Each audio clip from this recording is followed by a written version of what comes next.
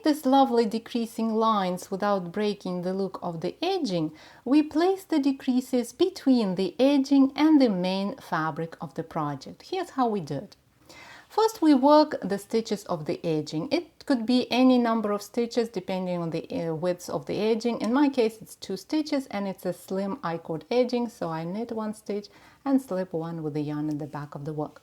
And then we make a left slanting decrease, and that's done by doing the slip, slip, knit decrease. The classic version of this decrease is perfectly fine, but I prefer to use a simplified version. I slip 1 stitch and knit twice to the right needle, and then I return it to the left needle right away so that the right needle is at the back of the left needle. I don't take the right needle out of the stitch, instead I push it a little bit further so it enters the second stitch on the left needle. And then I simply wrap the tip of the right needle with the yarn and pull the wrap through, knitting these 2 stitches together through the back loop. And then we work in any stitch pattern.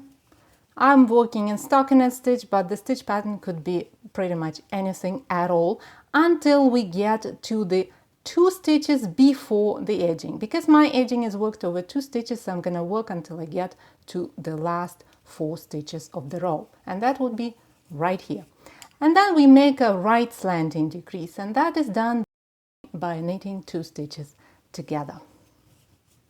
And we work the stitches of the edging again in the pattern of your choice. So I'm going to slip 1 and knit the last stitch. When we do these decreases in every other row, we make a soft shaping, like the shaping on the top part of this curve over here. And that's usually when the pattern tells us to decrease 1 stitch at each side of the work in every other row. But if the pattern tells us to decrease 2 stitches at each side of the work in every other row, that results in steeper decreases like these ones. And we can use this method to make these decreases by decreasing 1 stitch at each side of the row in every row, both the right side and the wrong side rows.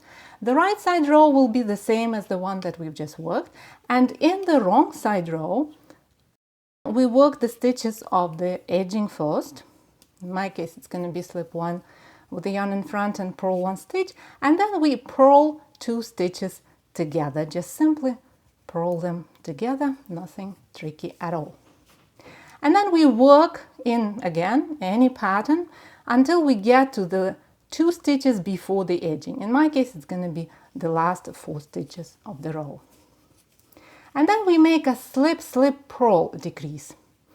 We bring the yarn to the front of the work, slip 2 stitches separately from the left needle to the right needle, and we do it knitwise to twist the stitches. Then we return them back to the left needle. This time we do it purlwise to keep them as they are without twisting them anymore. And then we purl them together through the back loop. And that's a little bit confusing because we have to insert the tip of the right needle into these 2 stitches, but from the back, like this. So we go into both stitches like this. And then we wrap the tip of the right needle with the yarn and pull this wrap through, purling these 2 stitches together through the back loop. And then we work the stitches of the edging. So I'm going to purl 1 and slip 1. And when we do these rows, in every row, right side and wrong side, then we form a steeper decrease, but the lines still stay the same. And no matter what is the main pattern of your project, it's best to work the decreases in stockinette stitch. So we knit the stitches together, we'll make an SSK decrease in the right side row, and then we either purl the stitches, these particular stitches in the wrong side row, or do the decreases as we've just discussed. There is one limitation to this method. We can only use it when we have to decrease 1 stitch either in every row or in every other row at each side of the work. When the pattern tells us to decrease more stitches, then we have to break the edging and bind off as many stitches as the pattern tells us to bind off, like 3, 5, 6, depending on the shaping. But thankfully, this type of shaping, those steep decreases, they happen only at the beginning of the armhole or neckline, so we can break the edging, kind of sacrifice it and that part of the project, and then we start rebuilding the edging again and making those softer decreasing lines. Even though this type of shaping is not perfect, it is a great improvement compared to the shaping done by just binding off stitches at the beginning of each row.